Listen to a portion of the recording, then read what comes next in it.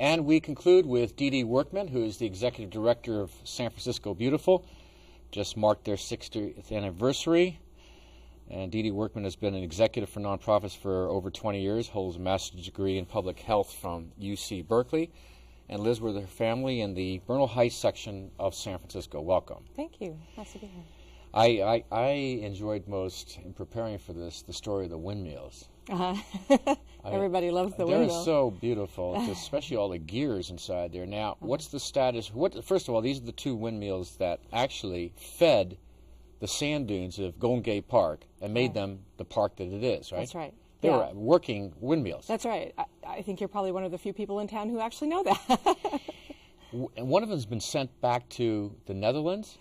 Right. Well, the inner workings have been sent back, right. Yeah, that's Murphy's windmill. There was something in the paper about this today, actually. I think that people are curious about what's going on with the windmills because they're sort of sitting there dismantled and they look like they're not working, and in fact they're not. But there has been a really great group of people who've gotten together voluntarily to try to raise money to restore the windmills, and San Francisco Beautiful is helping to lead that.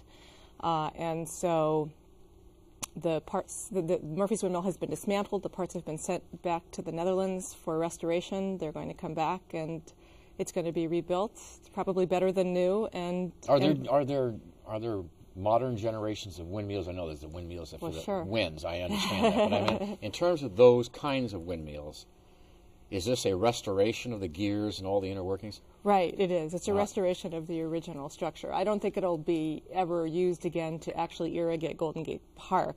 I think that that's a bygone era. But but people will be able to look at them without feeling sad. They'll be able to look at them with pride. Go inside?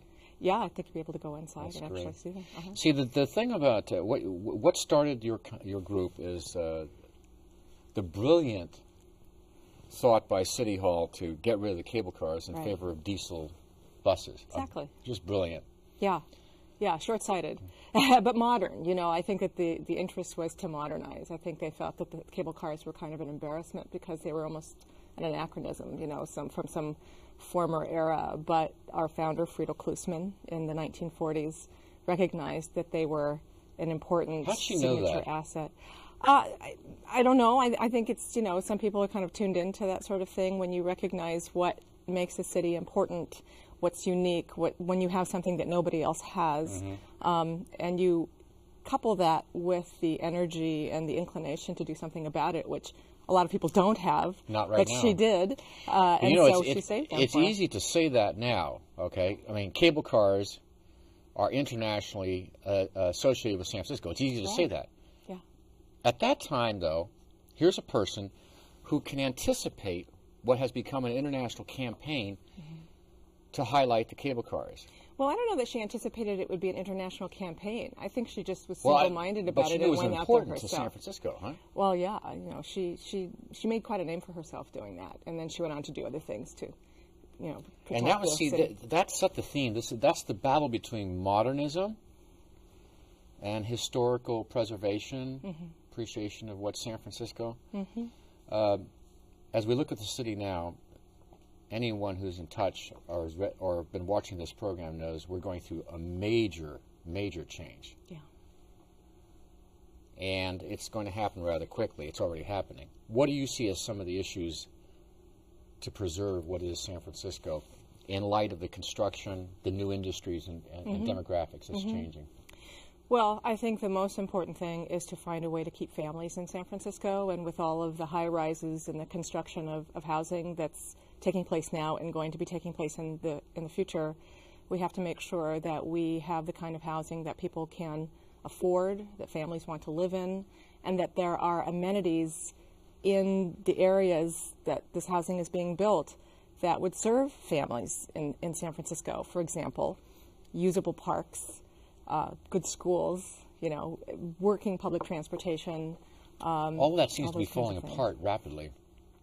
Well, you know, San Francisco is a wonderful, beautiful place, but if you scratch the surface a little bit, you find kind of the ugly underbelly, which is that nothing really gets maintained. And but it's really ugly right now.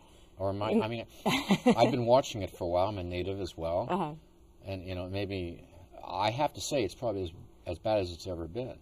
Well, I can understand why you feel that way. way, but you know, I have the luxury of working with lots of community folks and community groups who put an enormous amount of time and resources to keep their corners of the city beautiful and you know, various parts of town. So I have the pleasure of getting to see what's working well in San Francisco, what's going right, and my feeling is it almost always has to do with the people who live here who are putting their time into making sure that that happens.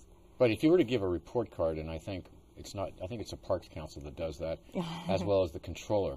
What do you think the grade would have been 10 years ago, and what do you think it is now for all those whatever matters to San Francisco Beautiful? Well, yeah, I mean, I think things are either at, you know, the same level they were or worse, because I think that there doesn't seem to be the resolve to really prioritize the real fundamental things like clean streets. Why do you think that has gone? Again, that's the battle between modern development and preservation and restoration, right? I think it's just sort of not sexy, you know. I mean, really simple things was it like once? keeping. I don't know. I think it was just the expectation. You know, people who lived here. You know, the city had resources at one time, I think, to sort of keep up its streets, to keep up its parks. That's fallen by the wayside. With a $6.5 billion budget. Yeah, and the gigantic deficit. And So, I guess, is it possible that the political dynamics of San Francisco and those who control the budget have just overrun organizations like San Francisco Beautiful? In other words, at a time when there was plenty of money and not a lot of ideology, organizations like yours, and Spur for that matter, as it used to be, not as it is now, were the most important organizations for people to be part of. And now it seems like you've been steamrolled by other forces that you can't control. Well, I think that's true to a degree, but I also think, I mean, you brought up the question of demographics. I think that really enters into it, because when you have people, you know, middle-class families fleeing the city, and you have people filling our housing with kind of younger, more transient, kind of urban professionals, then they're sort of not as engaged in their city. They're not engaged in their community, in their neighborhood. But what does Dee Dee Workman and her organization do about the reality of today, not 10 years ago, but the fact that you can't do anything about affordable housing? Right. You can't do anything about the schools, because that's not your purview. Right. You can't do anything about Muni, that's not your purview. That's what I meant by the steamroller effect, that forces are acting around you. But what's important is that you do succeed. Right. That's what's important. Well, we do, and the reason that we succeed is because the people of San Francisco succeed.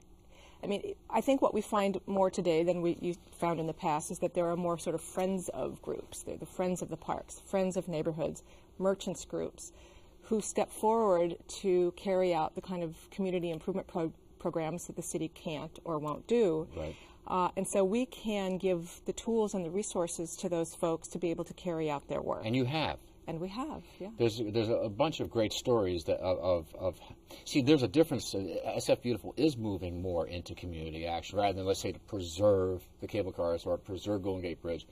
Right. You're being forced to become community activists to keep San Francisco beautiful. Yeah, it's really by necessity. And I think, you know, the thing that really inspires me are the individual folks that live in San Francisco, who have families, who have jobs, but still somehow find the time to work with their neighbors and other community members to restore a park, or keep paint out the graffiti, or plant beautiful medians down, Guerrero Street.